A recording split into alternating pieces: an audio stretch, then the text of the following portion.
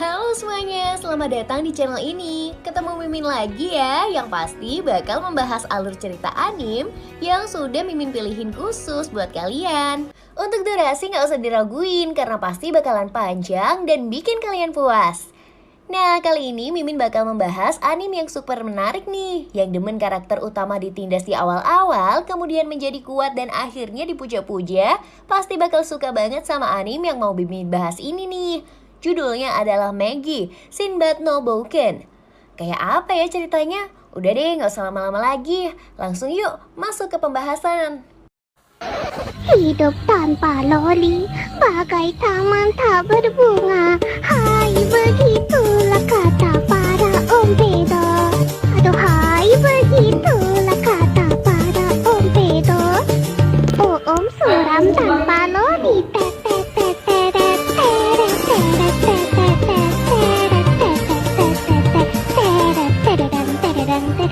Adegan dimulai di suatu malam ketika seorang perempuan bernama Esra sedang melahirkan.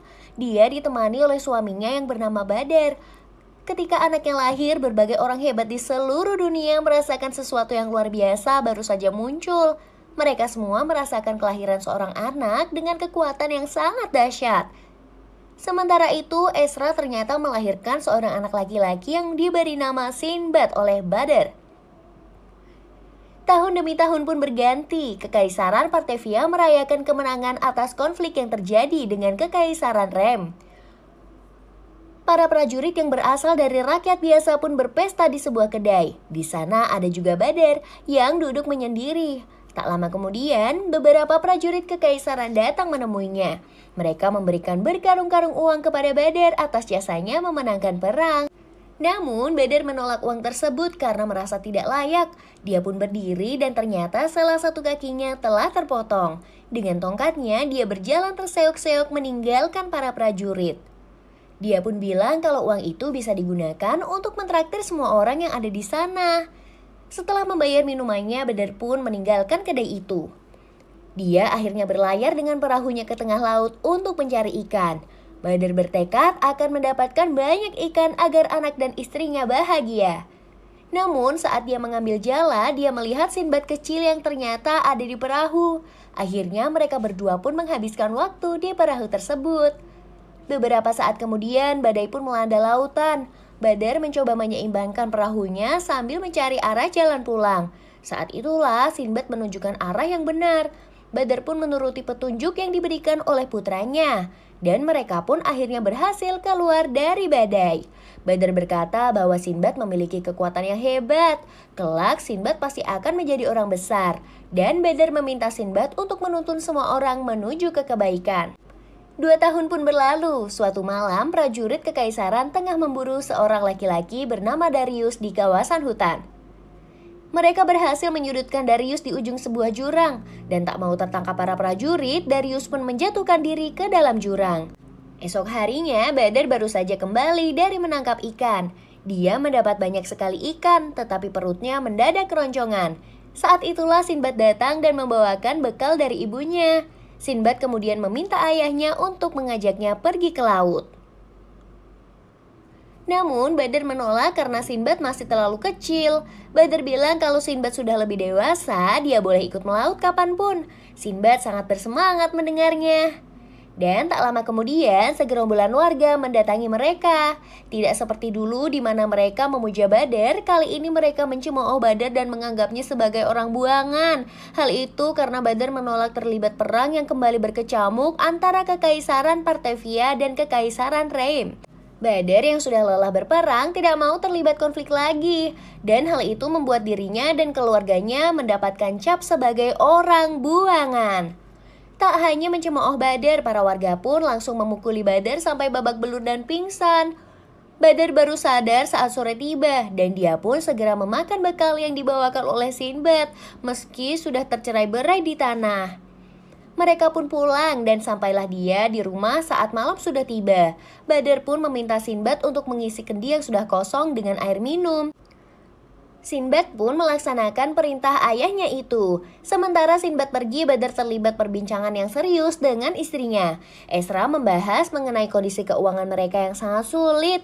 Keluarga mereka memang menjadi sangat menderita sejak Badar menolak berperang. Dan tak lama kemudian, Sinbad kembali dengan ekspresi terkejut. Ternyata dia menemukan seorang pria yang tergeletak di dekat sumur. Orang itu ternyata adalah Darius, dan Badar pun menyelamatkannya.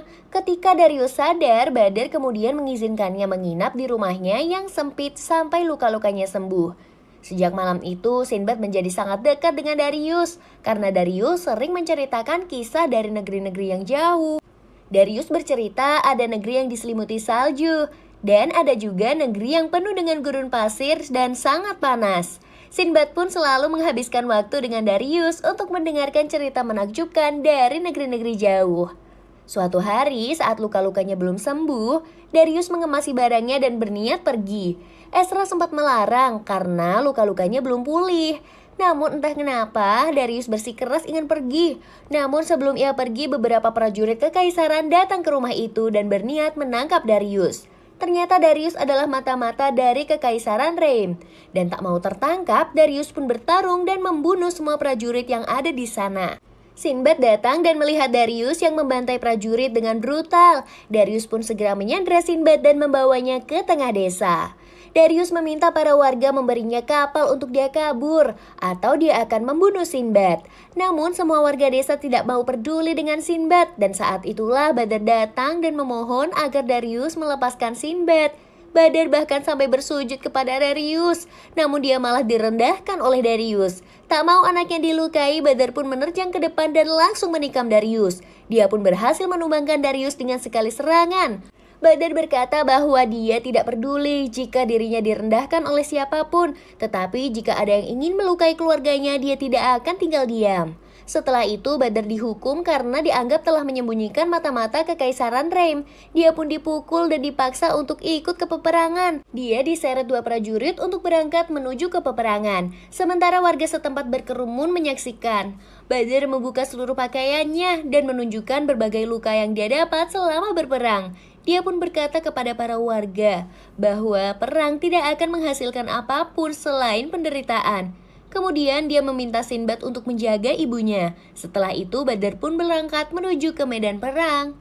Beberapa bulan kemudian, kabar kematian Badar akhirnya sampai ke keluarganya. Yang berhasil dibawa kembali hanyalah pedang dan barang-barang Badar, sementara tubuhnya tidak pernah kembali. Setelah itu, 9 tahun pun akhirnya berlalu, dan Sinbad kecil kini telah beranjak remaja. Petualangannya pun sebentar lagi akan dimulai. Sementara itu, ternyata selama ini ada sebuah bangunan misterius yang disebut dengan dungeon di suatu wilayah. Konon di dalam dungeon itu terdapat kekuatan luar biasa bagi siapa saja yang bisa mendapatkannya. Kekuatan itu menjadi perebutan kekaisaran Rem dan Partevia. Namun meski ribuan tentara memasukinya, tidak ada satupun yang berhasil kembali. Sementara itu di sebuah kota perbatasan bernama Kontastia, rombongan pedagang disergap oleh sekawanan bandit.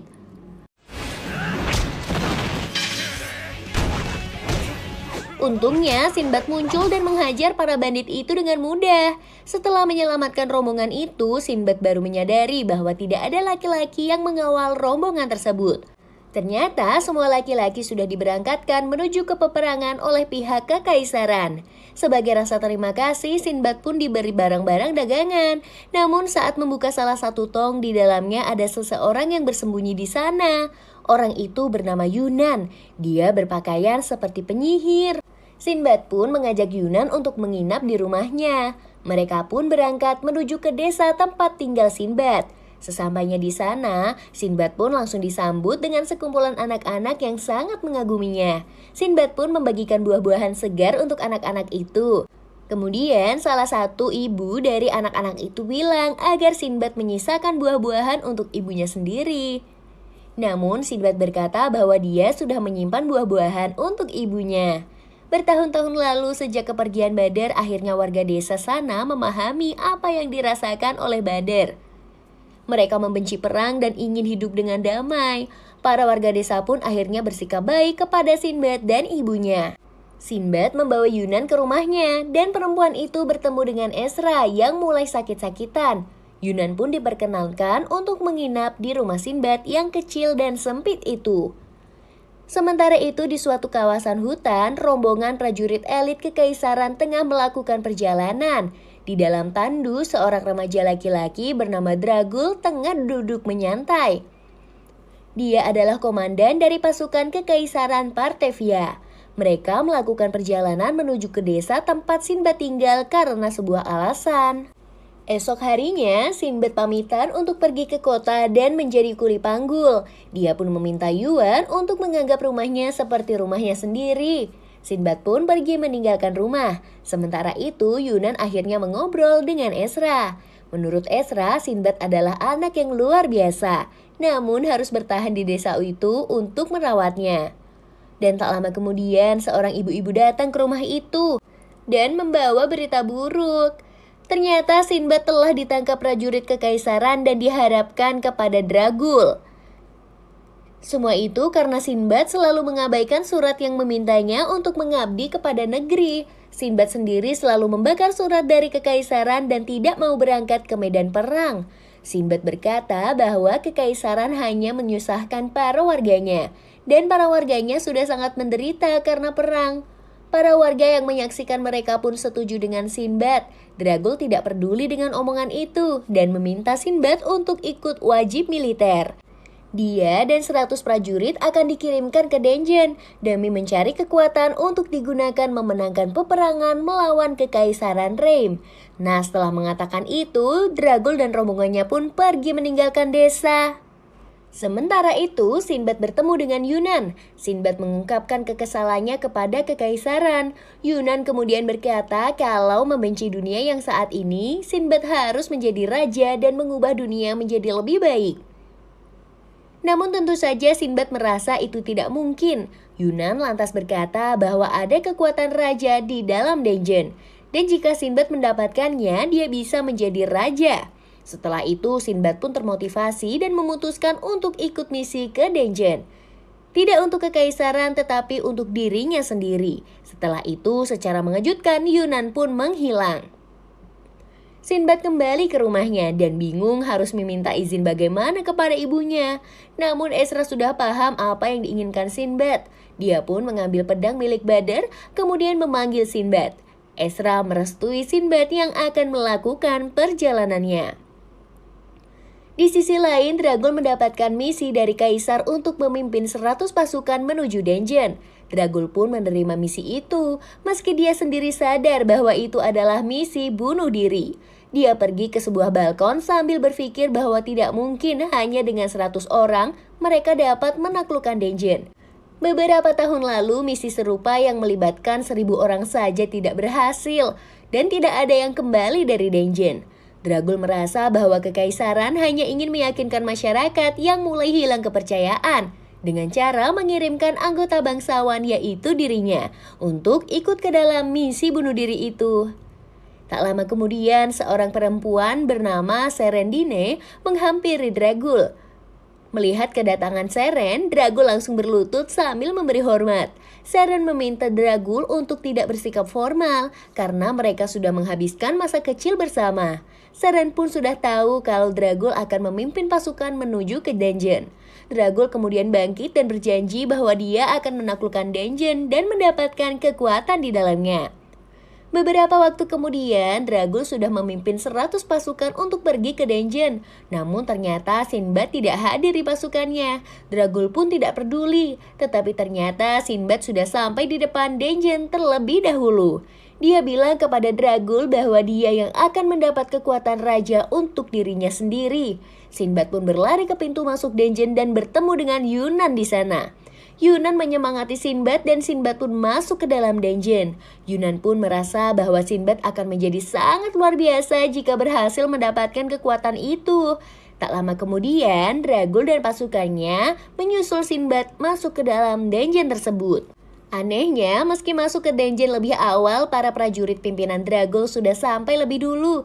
Sinbad melihat ratusan naga yang meneror Dragul dan semua prajuritnya. Tak butuh waktu lama, 100 pasukan Dragul berhasil tumbang dan tinggal dia seorang yang mencoba bertarung.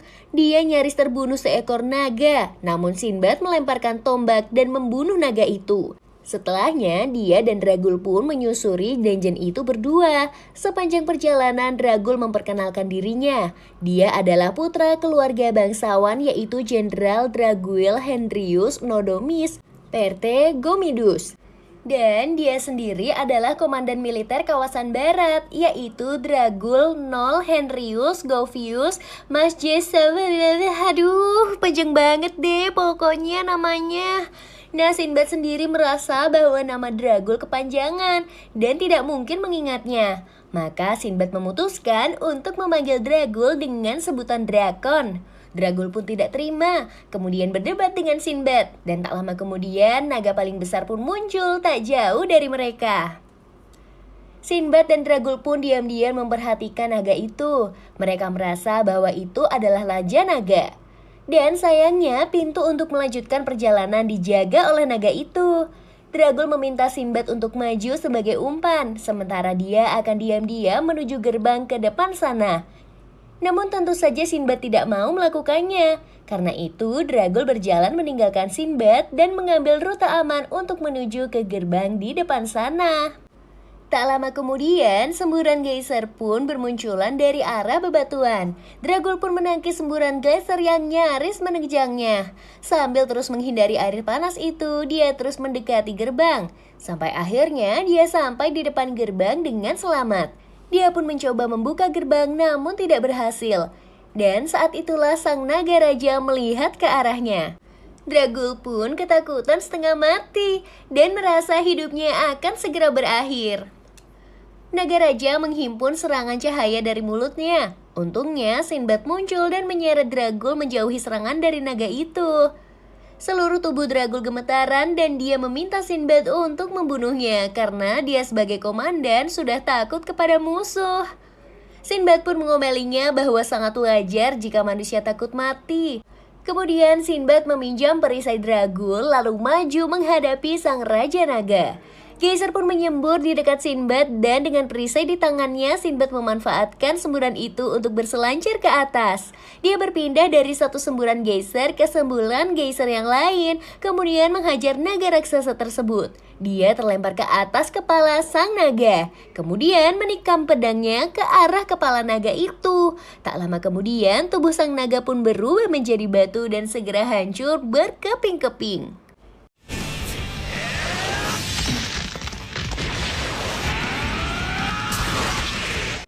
Dari sisa-sisa tubuh naga muncul dua bola misterius yang ternyata adalah kunci untuk membuka gerbang.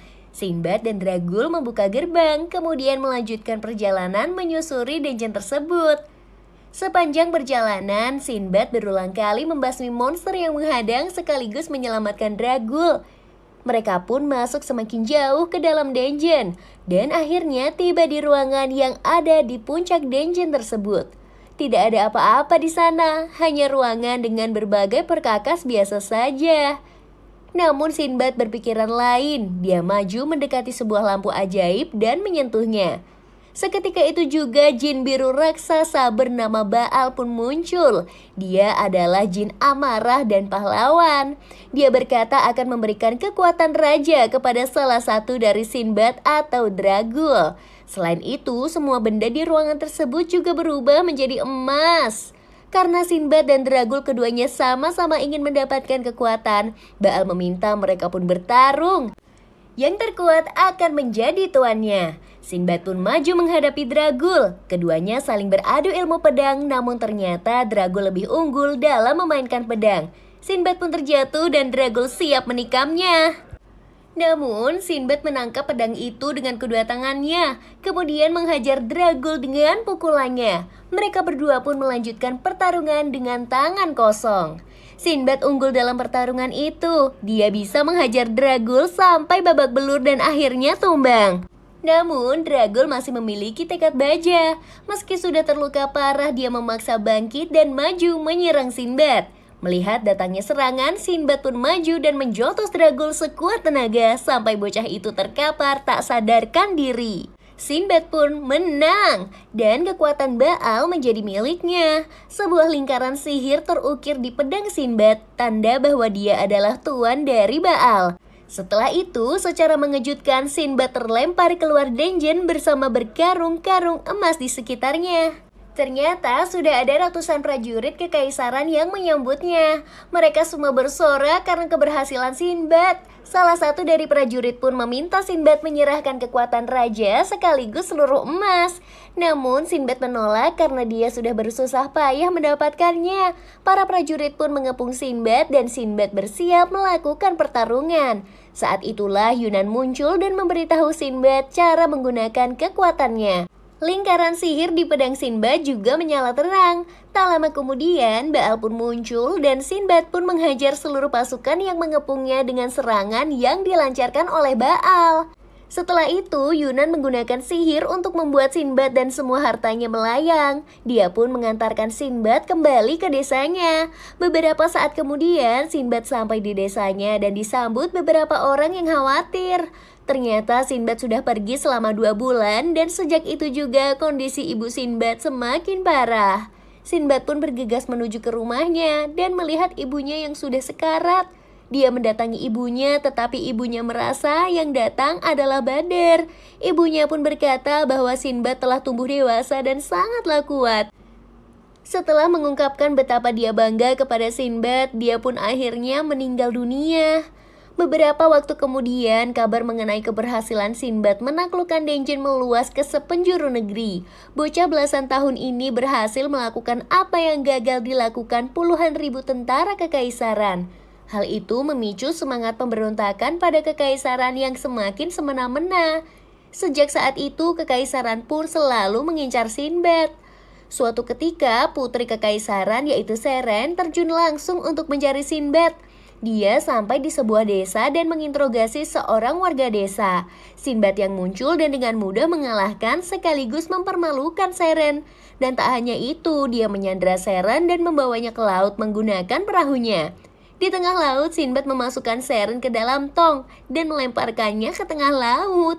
Setelah melakukan itu, Sinbad pun melakukan perjalanannya mengarungi lautan menuju ke petualangan yang baru.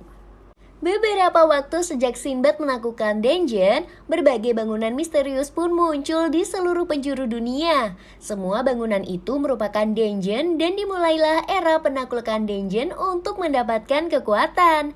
Sementara itu, untuk menebus kekalahannya, Dragul diperintahkan untuk pergi mengejar dan menangkap Sinbad. Dia bahkan diberi pasukan rahasia kekaisaran yaitu bernama Shamlas. Bersama dengan pasukan Shamlas, Dragul mengarungi lautan menuju ke utara, ke arah Sinbad berlayar. Di sisi lain, Sinbad sudah sampai di kawasan laut yang sangat dingin. Tak jauh dari lokasinya, seorang pria kekar dan adiknya, yaitu seorang gadis muda yang tengah berhadapan dengan monster laut raksasa. Si pria berusaha melawan monster itu, tetapi karena adiknya tenggelam, dia menjadi lengah dan hampir celaka. Untungnya Sinbad sampai di sana dan menggunakan kekuatan Baal untuk menghajar monster itu. Petir biru pun menyambar si monster, dan dalam sekejap monster itu pun berhasil dikalahkan. Begitu sampai di daratan, pria itu mengatakan bahwa monster itu bernama unicorn mengamuk. Biasanya monster itu tinggal di laut selatan, tetapi sesekali datang ke laut utara untuk bertelur. Tak lama kemudian, adik pria itu sadar setelah pingsan karena tenggelam. Dia sangat senang karena dia mengira kakaknya berhasil membunuh unicorn mengamuk. Dengan begitu, maka kakaknya sudah dinyatakan sebagai pria sejati dan siap menjadi prajurit di suku ilmu Cak. Gadis itu dan Sinbad pun berkenalan. Ternyata nama gadis itu adalah Piprika, sementara kakak lakinya bernama Hina. Nah, karena mengira Hina sudah mengalahkan unicorn, maka Piprika meminta kakaknya untuk pulang dan menemui perempuan pujaan hatinya. Hina pun tidak berkata apa-apa dan begitu juga Sinbad. Beberapa saat kemudian, Sinbad mendekati Hina dan meminta maaf karena tidak sengaja membunuh monster yang seharusnya dibunuh oleh Hina. Mereka semua pun kembali ke desa di mana suku Imucak tinggal. Mereka bertemu dengan kepala suku yang ternyata adalah ayah dari Hina dan Piprika. Kepala suku pun bangga karena Hina sudah mengalahkan unicorn mengamuk, sehingga besok dia sudah bisa menjadi prajurit. Kepala suku pun mengumumkan untuk menyelenggarakan malam Maharagan beberapa saat nanti.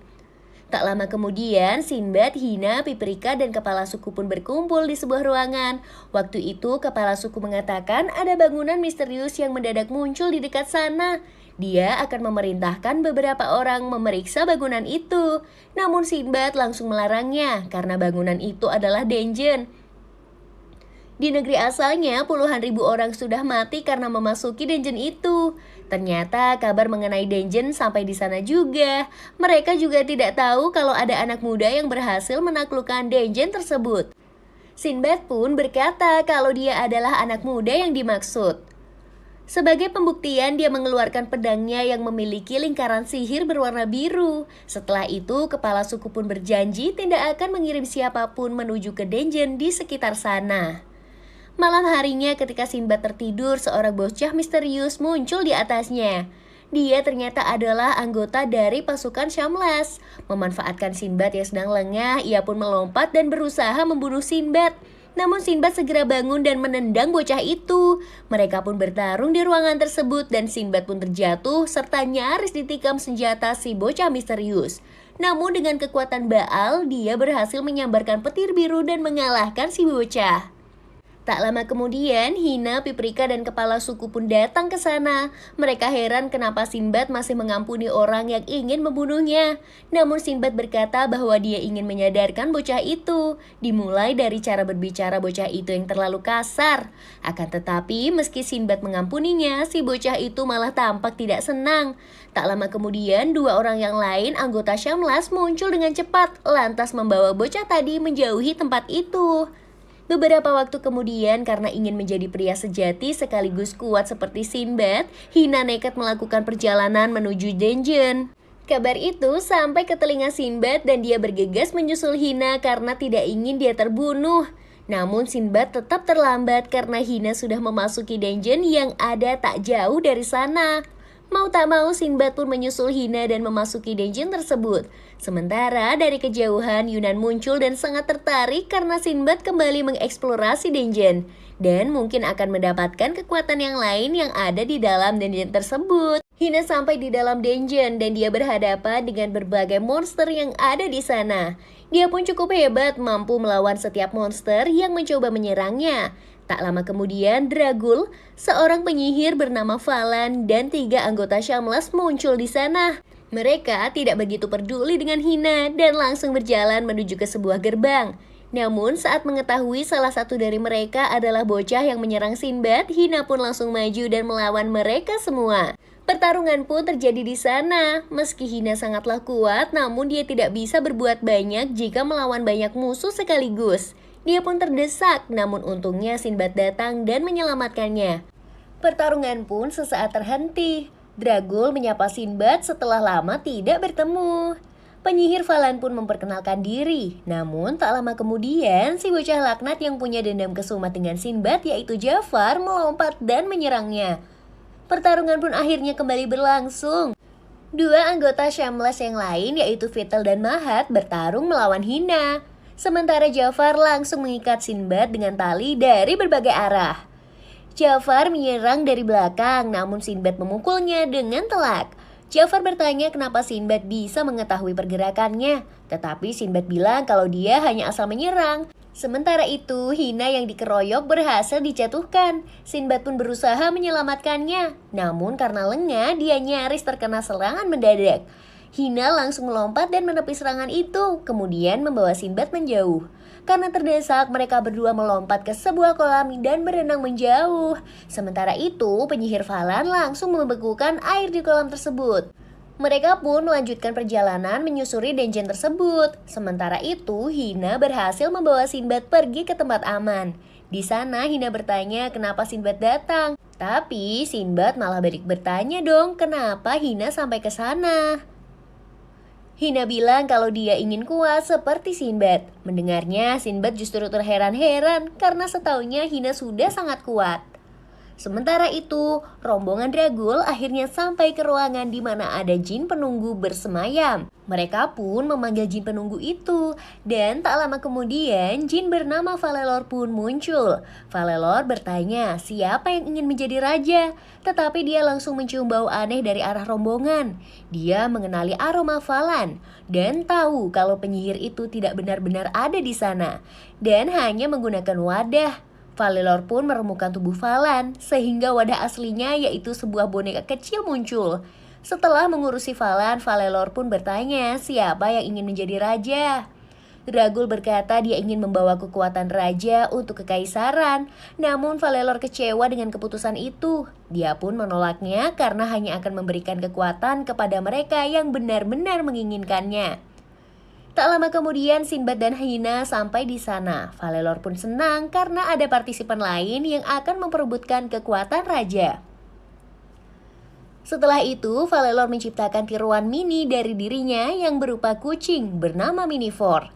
Siapa saja yang bisa menangkap kucing itu akan menjadi raja. Valelor akan meneteskan air ke bawah.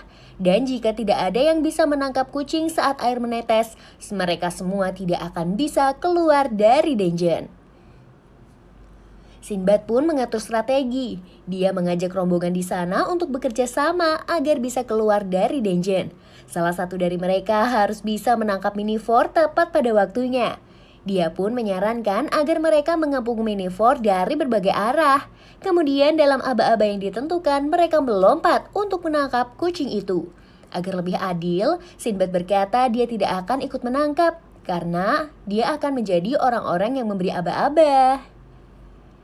Mereka pun setuju, kemudian bergerak ke posisi masing-masing. Sinbad pun menjauh dari mereka, kemudian memberi aba-aba. Valelor pun meneteskan airnya dan para rombongan pun maju secara bersamaan untuk menangkap Minifor yang ada di tengah. Namun kucing itu melompat ke atas dan tidak ada satupun yang berhasil. Namun Sinbad segera melompat dan menangkap kucing yang masih melayang di udara itu. Akhirnya Sinbadlah yang menjadi pemenang.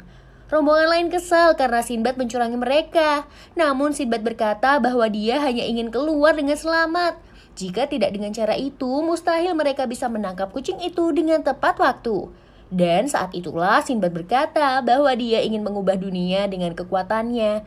Pidatonya yang sangat menggebu-gebu sehingga membuat kagum semua orang yang ada di sana. Sinbad pun meminta mereka semua untuk membantunya mewujudkan mimpi itu, dan sejak saat itu dia menganggap mereka semua adalah temannya. Jafar pun maju dan ingin menjabat tangan Sinbad, namun saat Sinbad mengulurkan tangan, dia malah melukai tangan Sinbad. Dia terang-terangan menolak ajakan Sinbad tersebut. Namun secara mengejutkan, ketiga anggota Shamlas mulai kehilangan kendali. Tubuh mereka mulai mengeluarkan asap hitam, dan ketiganya melebur menjadi pudaran warna hitam. Dari pudaran warna itu, akhirnya terbentuklah sosok iblis yang siap mengancam mereka semua. Itu semua adalah ulah penyihir Valan yang sudah mempersiapkan segalanya dari awal. Dragul berniat menyerang iblis itu, namun dihalangi oleh Sinbad. Dia berkata bahwa dia akan menyelamatkan teman-temannya. Iblis raksasa pun akhirnya bangkit dan langsung menyerang gerombolan itu. Sinbad diminta untuk menggunakan kekuatan jin untuk mengalahkan iblis itu, atau mereka tidak akan selamat. Saat itulah Valevor berkata kalau ada jalan lain. Jika bisa menyerang titik di mana tubuh ketiga anggota Shamlas berada, iblis itu bisa dikalahkan, dan ketiga orang di dalamnya pun bisa diselamatkan. Setelah itu, mereka bertiga pun bertarung mati-matian mencoba menyelamatkan ketiga anggota Shamlas. Namun di tengah-tengah pertarungan, iblis itu melepas tangannya dan melemparnya ke arah Sinbad. Dalam sekejap, pedang Sinbad direbut dan tangan itu kembali ke tubuh iblis. Dari balik telapak tangan iblis, penyihir Valan muncul dan telah memegang pedang Sinbad. Dia pun terbang menjauhi iblis itu dan mengungkap identitas aslinya. Ternyata dia adalah bawahan dari Barbarossa yang merupakan kakak Dragul. Setelah itu Barbarossa yang ada di istana berbicara melalui Valan. Dia menyebut kalau adiknya sudah dianggap gugur. Setelah gagal mendapatkan kekuatan di dungeon, dia juga gagal menangkap Sinbad. Barbarossa juga menghina Dragul karena mencintai Seren. Padahal Seren sudah dijodohkan dengan Barbarossa. Tak sampai di sana, Barbarossa juga meminta agar Dragul mati saja di dungeon itu.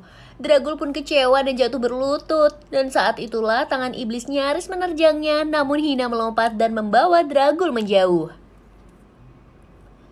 Hina maju untuk melawan iblis, namun dia ditangkap salah satu tangan iblis itu. Sinbad berusaha menolongnya, namun dia dihantam dengan serangan mendadak dan jatuh tersungkur. Saat itulah Hina yang termotivasi oleh Sinbad mengerahkan seluruh kekuatannya dan membanting iblis tersebut. Setelahnya, Sinbad maju menghadapi iblis itu. Dia bergerak dengan sangat lincah, menghindari serangan demi serangan, seolah-olah bisa membaca arah pergerakan dari si iblis. Karena Sinbad terlalu lincah, maka Falan menciptakan sihir yang menahan kedua kaki Sinbad. Saat itulah iblis raksasa langsung menangkap Sinbad. Hina berniat menolongnya, namun Sinbad melarang karena Hina harus mengerahkan tenaga untuk serangan pamungkas. Dan saat itulah Dragul menerjang kepala iblis dari atas. Sinbad pun terbebas dari cengkraman iblis itu. Dan saat itu Dragul berkata kepada Barbarossa bahwa dia akan keluar dan pergi membunuh kakaknya itu.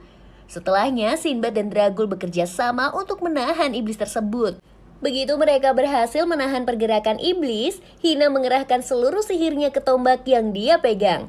Dengan sekali serang, dia berhasil menghancurkan perut iblis dan membebaskan ketiga anggota Shamlas. Iblis itu pun hancur dan memanfaatkan keterkejutan dari Falan, Sinbad maju dan menghajar Falan. Sehingga penyihir itu kembali berubah wujud menjadi boneka kecil. Sayangnya, masalahnya masih belum selesai. Jafar yang sudah dipenuhi dengan kebencian menjadi wadah yang cukup untuk membangkitkan iblis lagi. Tak ingin hal itu terjadi, Sinbad maju dan memasukkan tangannya ke perut Jafar yang mengeluarkan pudaran hitam terus-menerus. Dia berusaha menarik kesadaran Jafar yang tengah tertidur.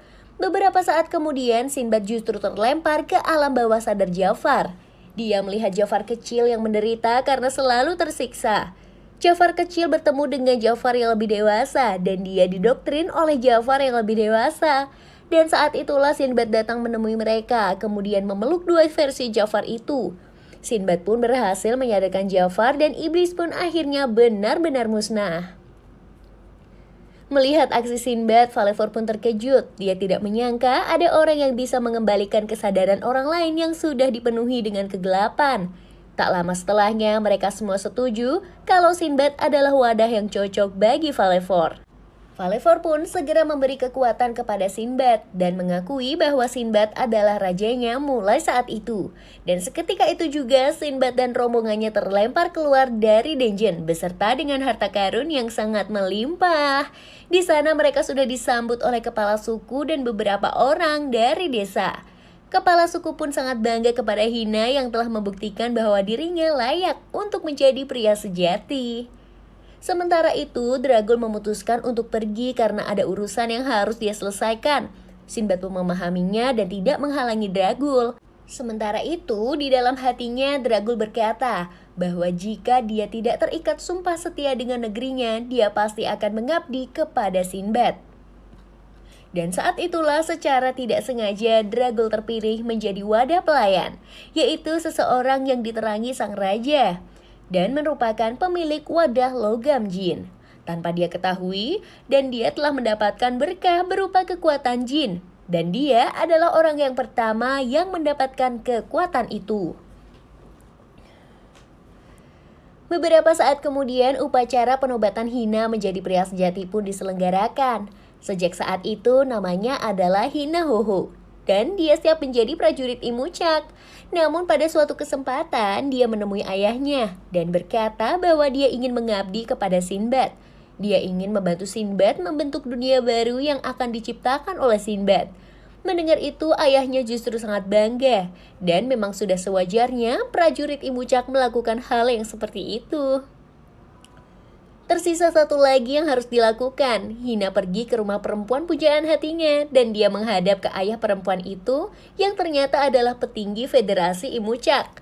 Dia ditanya punya apa sampai dia berani melamar putri petinggi federasi.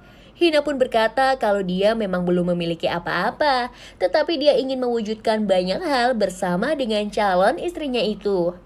Beberapa waktu kemudian, Sinbad berhasil memonopoli perdagangan di kawasan itu dan menjadi saudagar yang sangat kaya. Dia membeli sebuah kapal yang akan ia gunakan untuk mengarungi lautan dan mewujudkan impiannya. Bersama dengan ketiga anggota Shambles serta Hina dan istrinya, Sinbad melakukan perjalanan membelah lautan. Kelak kapal itu akan dikenal sebagai kapal dagang Sindria. Di perjalanan untuk menjual barang dagangan, Jafar dan Sinbad harus belajar membaca tulis, ilmu pengetahuan, dan matematika dengan istrinya Hina, yaitu Rurumu. Karena ini adalah pertama kalinya mereka belajar, mereka pun tampak tersiksa dan kesulitan mempelajari banyak hal. Namun menurut Rurumu, mereka harus bisa memiliki banyak pengetahuan agar bisa lebih berkembang. Kegiatan itu pun terus dilakukan sepanjang perjalanan, sampai akhirnya mereka sampai di kota Napolia yang menjadi pusat bisnis terbesar di Kekaisaran Rem. Di kota itu menjadi pusat transaksi ekonomi dari kerajaan-kerajaan tetangga, sehingga setiap orang yang ingin berdagang harus memiliki badan dagang dan diakui oleh serikat dagang.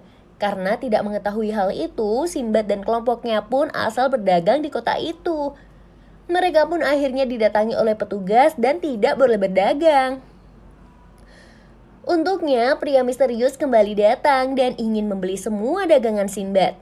Awalnya Sinbad menolak karena mereka dilarang berdagang. Namun menurut pria itu, sesama saudagar boleh saling berinteraksi di kota itu. Akhirnya pria itu pun membeli semua dagangan milik Sinbad. Malam harinya saat berkeliling kota, Sinbad menyadari kalau semua barang dagangannya dijual ulang dengan harga 10 kali lipat. Awalnya mereka merasa ditipu, namun setelah mempelajari baik-baik, bisnis memang begitu cara mainnya. Ada orang yang memanfaatkan pedagang seperti mereka yang tidak bisa berjualan, kemudian mendapatkan keuntungan dari selisih harga yang lebih tinggi.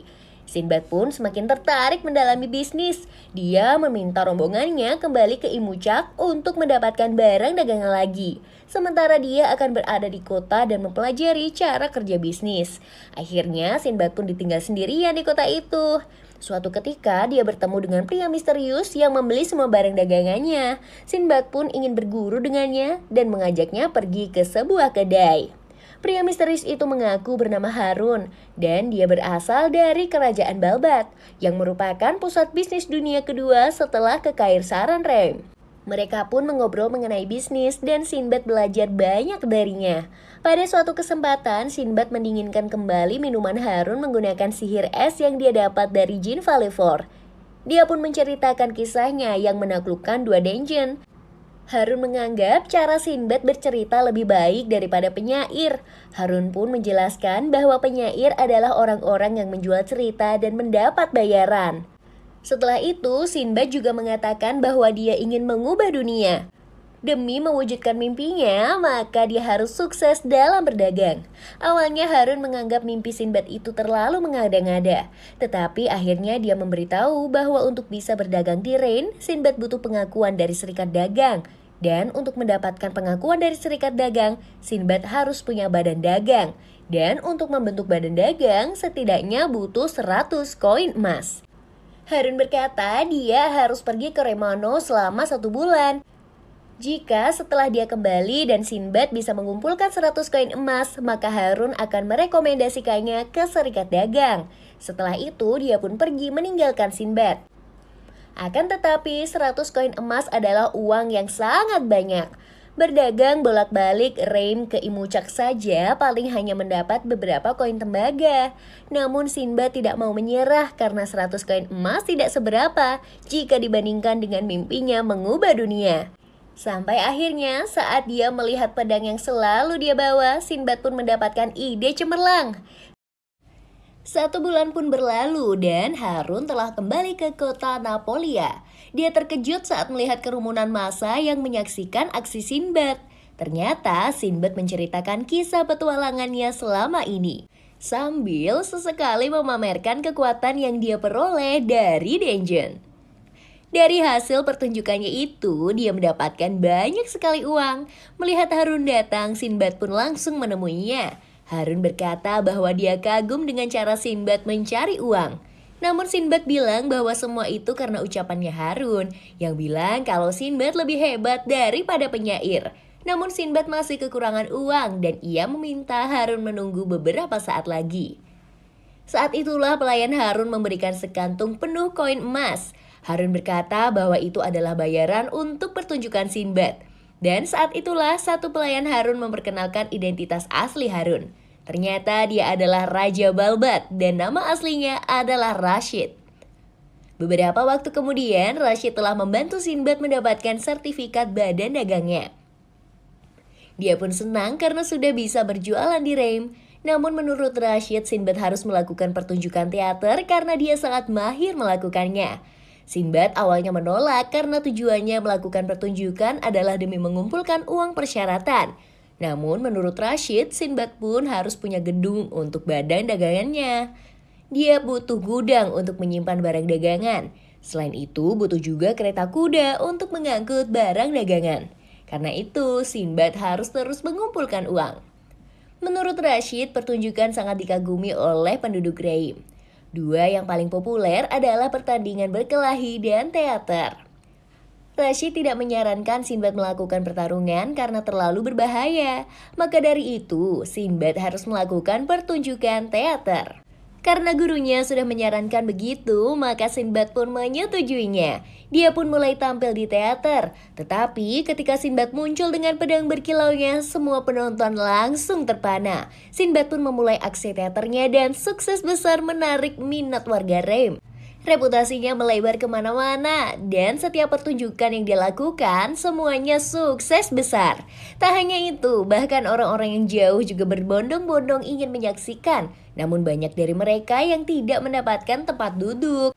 Sementara itu, dalam perjalanan mengarungi lautan, Jafar sudah semakin mahir dalam pelajaran yang diberikan oleh Rurumu. Saat itu juga ternyata Rurumu sudah melahirkan anak yang diberi nama Kikiriku.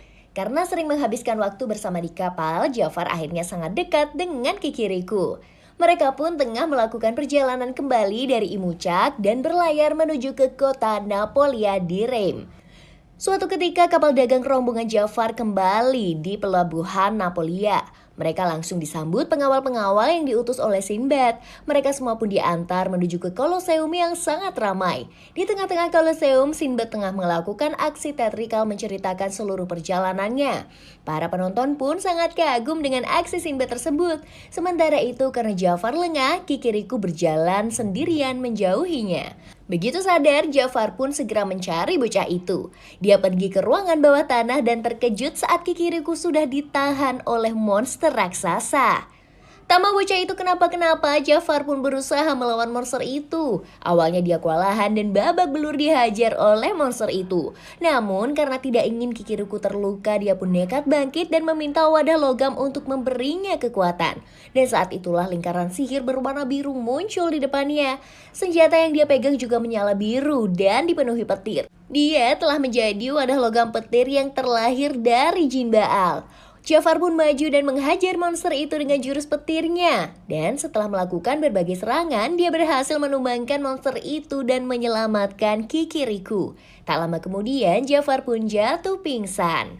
Begitu sadar, Sinbad sudah ada di sampingnya. Jafar kemudian membahas kalau dia bisa menggunakan serangan petir seperti Sinbad. Setelah menyelidikinya, Sinbad pun merasa kalau Baal telah memberikan kekuatan petir kepada senjata Jafar. Dengan begitu, berarti Jafar adalah prajurit jin Sinbad yang pertama.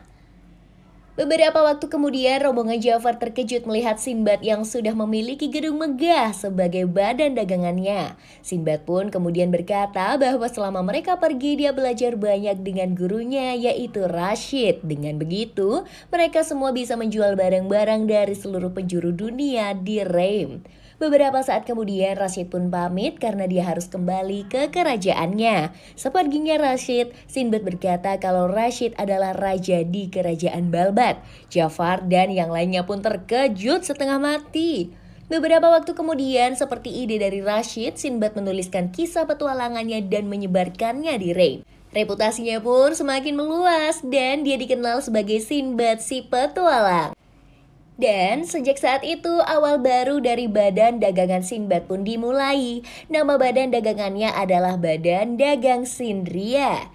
Demi memperluas perkembangan bisnisnya, Sinbad pun berlayar bersama dengan Jafar dan Hina menuju ke sebuah negeri yang menutup diri dari dunia luar. Negeri itu bernama dengan Sasan, dan di sana terkenal dengan hasil tambang yang luar biasa. Jika bisa mendapatkan logam dari Sasan, Sinbad bisa menjualnya dengan harga yang tinggi di Rem. Namun perjalanan pun tidak mudah. Orang-orang Sasan terkenal sangat tertutup. Mereka memuja dewa lama dan menganggap orang-orang dari negeri luar itu kotor. Begitu sampai di Sasan, Sinbad pun diberitahu jika ingin diterima di Sasan, dia harus mendapatkan restu dari Satria Sasan. Ternyata Satria Sasan adalah para penjaga sekaligus pemuka agama di negeri tersebut. Mereka dipimpin oleh Raja Satria yang bernama Darius Leoksis. Sinbad pun berkali-kali mencoba menemui para kesatria Sasan, tapi tidak pernah berhasil. Suatu ketika saat makan di kedai, rombongannya pun didatangi oleh remaja misterius yang penasaran dengan orang dari luar. Ternyata remaja itu adalah putra dari Raja Darius yang bernama Mistras. Dia merasa terkekang dengan Sasan yang menutup diri dari dunia luar. Setelah itu Sinbad pun menceritakan kisah petualangannya sehingga membuat Mistras pun kagum. Dia pun berniat untuk ikut Sinbad melakukan petualangan dan pergi meninggalkan Sasan. Suatu siang, Mistras yang ingin menemui Sinbad dicegat oleh ayahnya. Darius berkata bahwa Mistras harus menjadi contoh yang baik bagi adiknya yaitu Spartos. Darius juga meminta agar Mistras menyiapkan diri karena dia akan menjadi kesatria Sasan dalam waktu dekat. Namun Sasan menolak dan memutuskan untuk pergi menemui Sinbad. Spartos menyusul kakaknya menemui Sinbad dan ternyata Spartos sangat mengidolakan kakaknya sehingga tidak rela jika Mistras harus pergi. Namun Mistras sendiri sudah muak dikekang oleh peraturan di Sasan. Esok harinya, Sinbad bertemu dengan Yunan yang muncul dengan tiba-tiba. Ternyata Yunan mengatakan bahwa Denjin telah bermunculan di berbagai penjuru dunia dan banyak orang yang berusaha menaklukkannya. Beberapa orang dari berbagai negeri berhasil, mulai dari Kekaisaran Rem, Kekaisaran Kou, Kerajaan kecil Artemira dan Heliohab. Bahkan dari Patervia juga ada yang berhasil. Yunan juga berkata bahwa di Sasan ada yang berhasil menaklukkan Denjin. Dan orang itu adalah Raja Darius Leoksis. Yunan memperingatkan bahwa Sinbad bukan satu-satunya penakluk Denjin lagi. Meski begitu, Sinbad justru merasa hal itu akan semakin menarik. Dan tak lama kemudian, Yunan pun menghilang. Setelah Yunan pergi, Sinbad bersama dengan dua rekannya melanjutkan perjalanan ke suatu tempat. Mereka menuju ke kawasan kesatria Sasan, di mana Darius tengah bertarung melawan Mistras. Tentu saja pertarungan itu tidak seimbang, terlebih Darius menggunakan kekuatan jinnya. Dia dengan mudah mengalahkan Mistras. Namun mendadak Sinbad maju ke arena dan menghentikan niat Darius menghabisi Mistras. Aksinya pun menarik perhatian semua orang. Beberapa prajurit berniat menangkap Sinbad, namun dengan jurus petirnya dia menghajar para prajurit dengan mudah. Darius pun terkejut melihat Sinbad bisa menggunakan kekuatan jin. Para prajurit di sana pun terkejut karena selama ini mereka mengira kekuatan Darius berasal dari berkah dewa. Sinbad pun menantang Darius berduel, dan jika dia menang, Mistras harus ikut dengannya pergi. Sekaligus Sasan harus menjadi mitra dagangnya.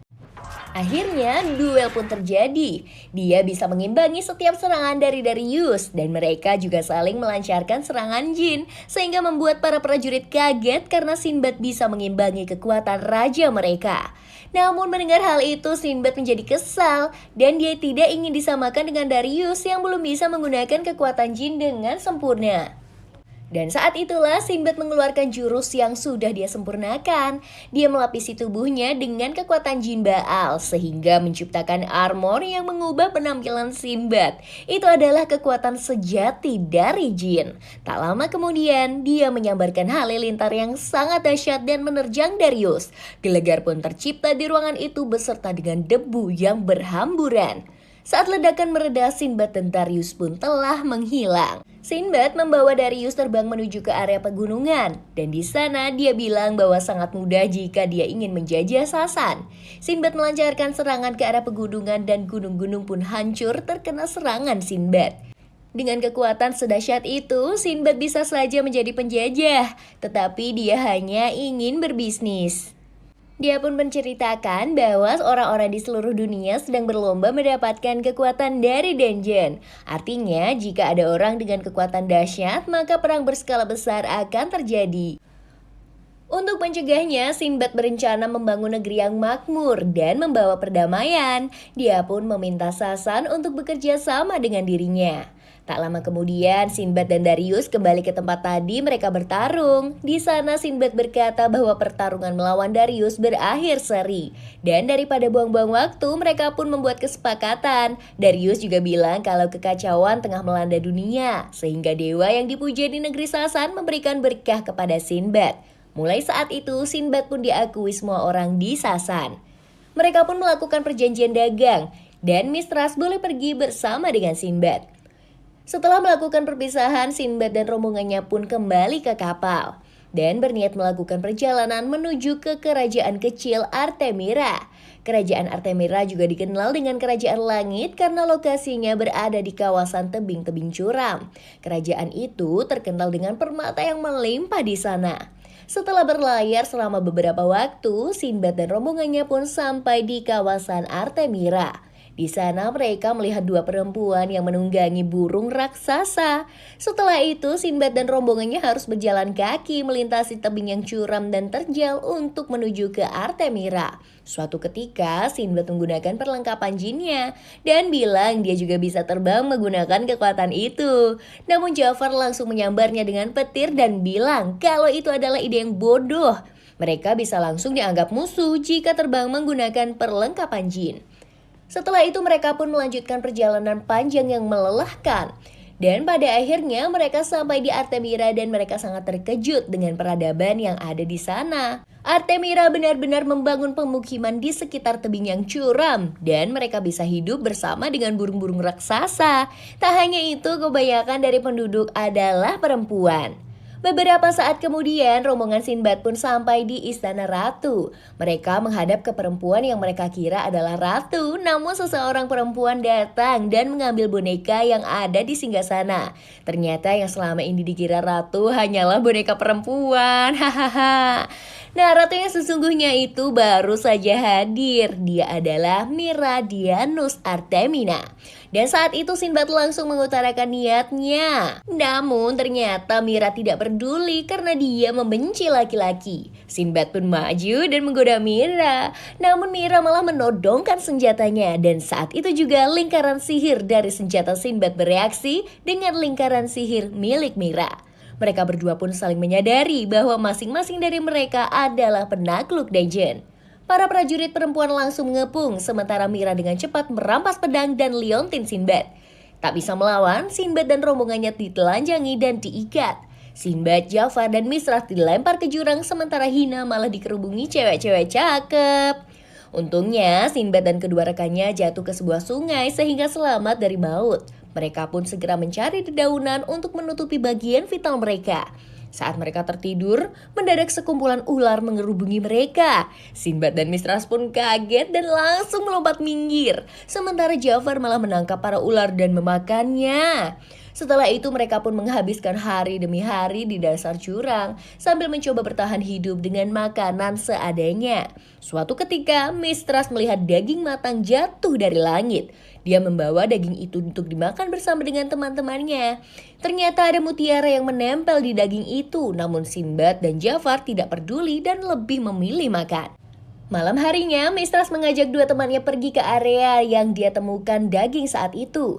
Dan saat sampai di sana, sudah ada lebih banyak daging yang berjatuhan. Tanpa pikir panjang, mereka pun berpesta. Namun beberapa saat kemudian, burung-burung raksasa pun muncul dari atas dan mengambil daging-daging tersebut. Ternyata kawasan tempat daging dijatuhkan penuh dengan mutiara. Daging-daging dijatuhkan agar mutiara menempel di daging itu. Dan burung-burung akan membawa daging itu naik ke kota. Dengan cara itulah penduduk Artemira mengumpulkan banyak kristal. Dengan fakta itu, Sinbad dan kawan-kawannya pun punya ide untuk naik. Mereka bersembunyi di dalam daging raksasa sehingga bisa naik ke permukaan saat burung membawa daging itu. Rencana itu pun berhasil dan mereka bertiga akhirnya sampai di kota.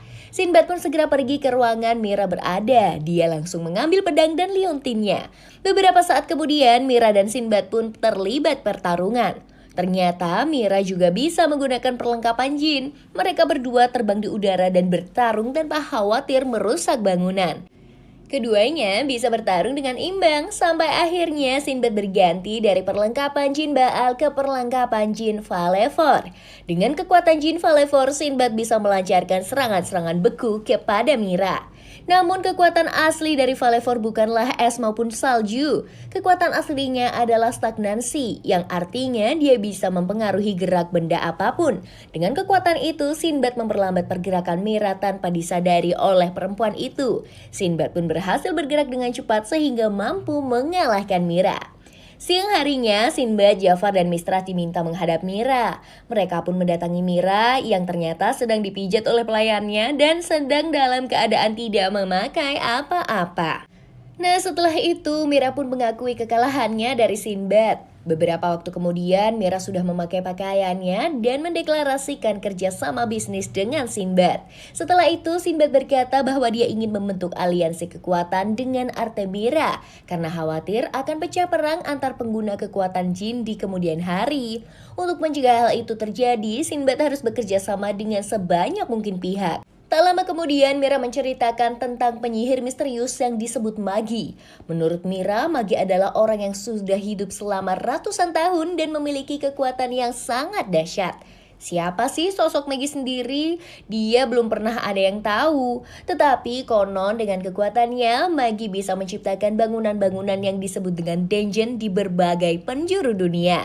Tujuannya adalah untuk mencari calon raja yang bisa mendapatkan kekuatan dari setiap dungeon itu. Dan saat itulah Sinbad langsung teringat oleh Yunan. Sejauh ini Yunan selalu membimbingnya di berbagai kesempatan. Tidak bisa tidak, Sinbad pun merasa kalau Yunan adalah orang yang disebut dengan Magi itu. Beberapa waktu kemudian, Sinbad dan dua temannya bertemu dengan Hina yang ternyata dikerumuni oleh cewek-cewek selama ini. Sinbad dan dua temannya pun iri dengan apa yang terjadi pada Hina. Setelah itu, mereka bertemu dengan perwakilan perempuan bernama Parsin.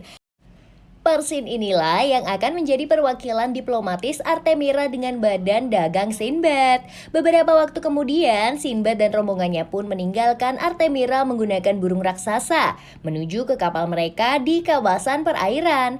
Setelah itu, mereka pun berlayar menuju ke kota Napolia di Rame. Setelah mengarungi lautan, mereka pun tiba. Sinbad pun mengumumkan kepada semua anggota badan dagangnya bahwa mereka sudah menjalin kerjasama dengan Sasan dan Artemira.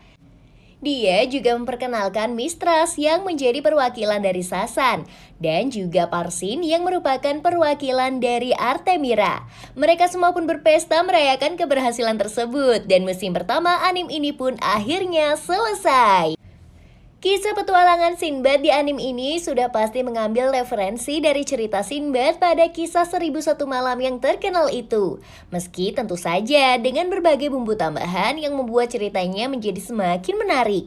Mimin sendiri sebenarnya penasaran banget nih sama sosok Yunan yang super misterius itu. Seperti Sinbad, Mimin juga yakin kalau Magi yang disebut-sebut oleh Mira itu adalah Yunan. Namun tentu saja kebenarannya masih harus ditunggu nih. Selain itu, meski sudah sukses dengan bisnis perdagangannya, Mimin masih penasaran dengan konflik utama dari cerita ini. Sejauh ini, sebelum ada tanda-tanda bahwa ada hal besar yang akan terjadi di dunia pada anime ini. Mimin sih yakin alasan kenapa dungeon-dungeon bermunculan itu untuk mengantisipasi sebuah bencana yang bakal terjadi di masa mendatang. Tapi ya itu semua sih cuman kesotoyan Mimin aja. Kita tunggu aja ya gimana kelanjutan kisah Sinbad ini bareng-bareng. Ya udah, karena ceritanya udah kelar, maka video kali ini Mimin akhiri ya. Terima kasih sudah setia nemenin Mimin dari awal sampai akhir dan jangan lupa like, komen, dan subscribe kalau belum.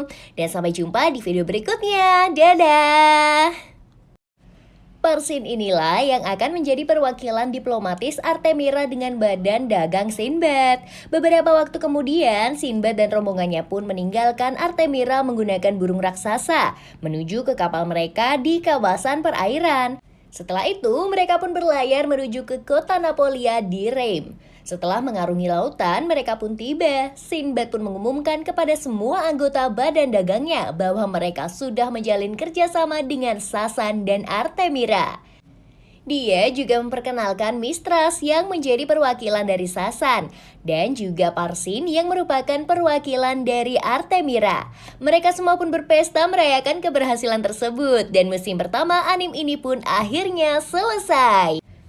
Kisah petualangan Sinbad di anime ini sudah pasti mengambil referensi dari cerita Sinbad pada kisah 1001 Malam yang terkenal itu. Meski tentu saja dengan berbagai bumbu tambahan yang membuat ceritanya menjadi semakin menarik. Mimin sendiri sebenarnya penasaran banget nih sama sosok Yunan yang super misterius itu. Seperti Sinbad, Mimin juga yakin kalau magi yang disebut-sebut oleh Mira itu adalah Yunan. Namun tentu saja kebenarannya masih harus ditunggu nih. Selain itu, meski sudah sukses dengan bisnis perdagangannya, Mimin masih penasaran dengan konflik utama dari cerita ini.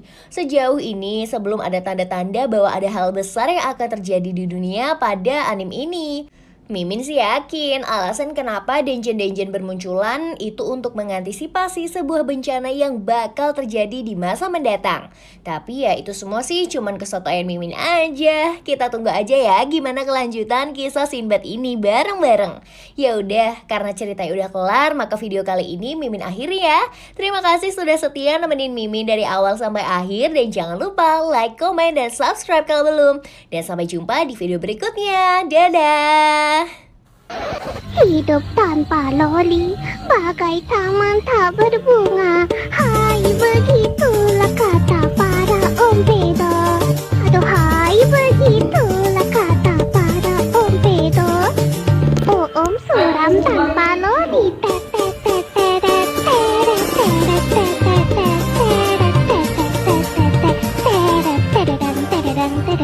Ih,